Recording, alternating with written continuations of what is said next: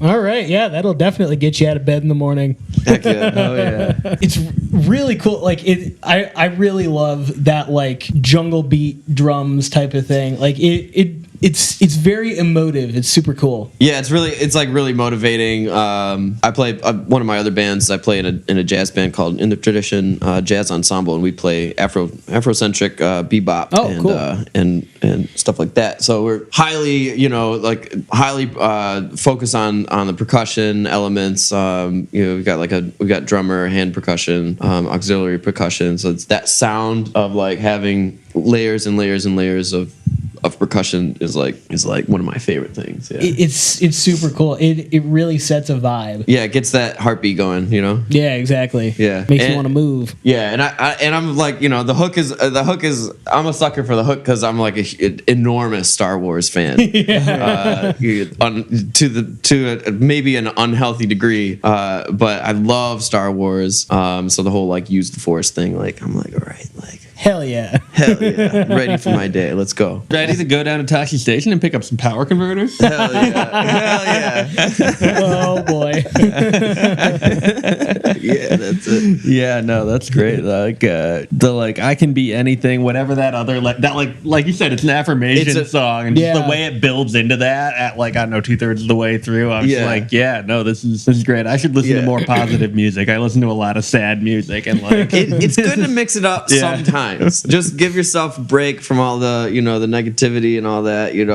I'm definitely not a proponent of the toxic positivity mindset. Fuck all that bullshit. But it is important. I think self-talk is really important. And starting your day with something where you're telling yourself like, I got this, and like I am the wind, I am the sun, I could be anyone. That's a sick line. That's it kind of gets you like in that like kind of gratitude mindset of just being thankful to be alive, just being thankful to be upright for another day. So I think that's kind of what I get from 90s disco. And fun fact, Jamiroquai is the band that the end scene in what's that stupid movie with Tina, eat your food. Was that a Napoleon Dynamite?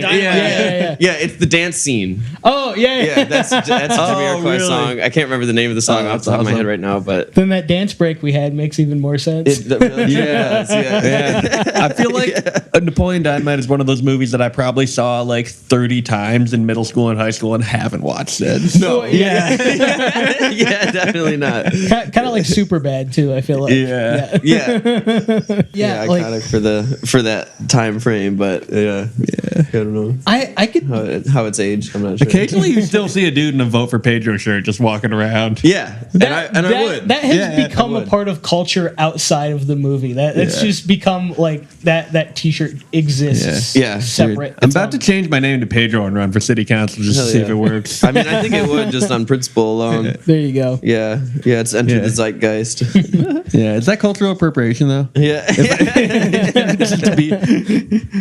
But yeah, I feel like I don't know. I feel like you don't hear this kind of like maximalist instrumentation in like a very poppy kind of context like this a whole lot anymore, which I think is really interesting because like that maximalist percussion and like everything, and the organ and the guitar and like everything, like the horn lines that just don't ever shut the fuck up at all. It's very maximalist is definitely the right term. Yeah, because it just has all the energy in the world, and I think that's really cool. Yeah, I think there's been a trend for like at least the last 10 years in pop music, especially towards like the most minimalist production possible. Like Billie Eilish comes to mind like immediately when I think of minimalism, because I think that like that first album is like a really perfect example of minimalism and how it can be done with like maximum effect. Yeah, but yeah, I'm a 90s baby. Like I want it all. I want 150 tracks, like that's what I want. I want saturation.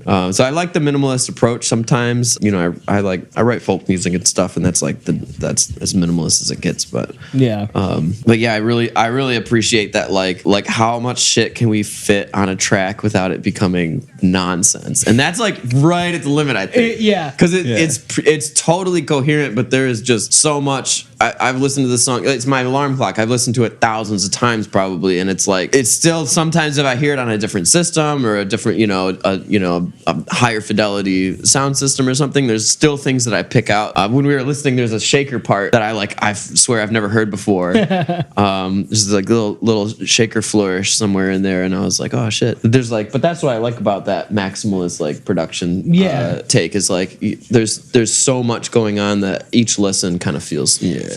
Well, and go ahead. So I just say it's like maximalism that feels live though. It's like you're like listening to that picturing like a 20-piece band as opposed to like it's like I guess there's a lot of like layered maximalist, like I guess you could call it more like the Sgt. Pepper's Pet Sounds approach, where it's just like it sounds like overdubs, and this is like you can picture the soundscape as a live band, and that like big R&B disco funk band vibe is really cool. It's saturated, but there's enough separation that there's you're not losing anything. Well, and I feel like you also get that maximalist kind of approach sometimes in like heavy music, but the thing is that a lot of it is playing the same sort of parts, so you've got like the same type of guitar tone that's like playing like 5 different parts or whatever. And at that point that has a very different feel than this, which all feels like different puzzle pieces that are all being put together because they each slot in very different places, as opposed to just stacking the same sound over and over. So it has a very different feel to it. Yeah, for sure. It does.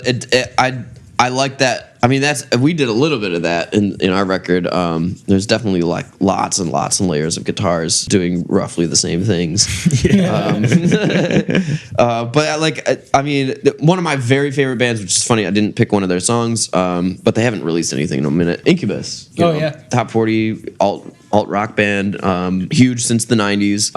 But their guitarist Mike, his guitar tone on their albums is so fucking massive, and it's because he's just the king of layers. Like there's just so many layers of really perfectly executed distortion, clean tones backing up the distortion. He's kind of the standard when I'm doing mixing for myself, or if I'm laying guitar, because I play guitar too. That's like what I have in my head. Like, would Incubus fuck with this at all? Is it big enough? Is it big enough for Incubus? That's your what would Jesus do? Yeah, that's my 100%. 100%. Oh my god, yeah. Oh, no, that's for sure for my vocal technique too. Like, what would Brandon Boyd do? 100%. Yeah, he's man crush for fucking 15 years on now. Maybe more. Yeah, that's funny. It's perfect. All right, so what is our next song going to be? I think this one's you, Evan. All right. I'm just gonna. I didn't have an order in mind when I picked these, so I'm just gonna pick the first one in the playlist. All right. This is one of my picks. This is a song from a local Detroit band, which unfortunately doesn't really exist anymore. But some homies of mine were in it, and they put out one really awesome EP. And this is "Journey's End" by Kill Hours.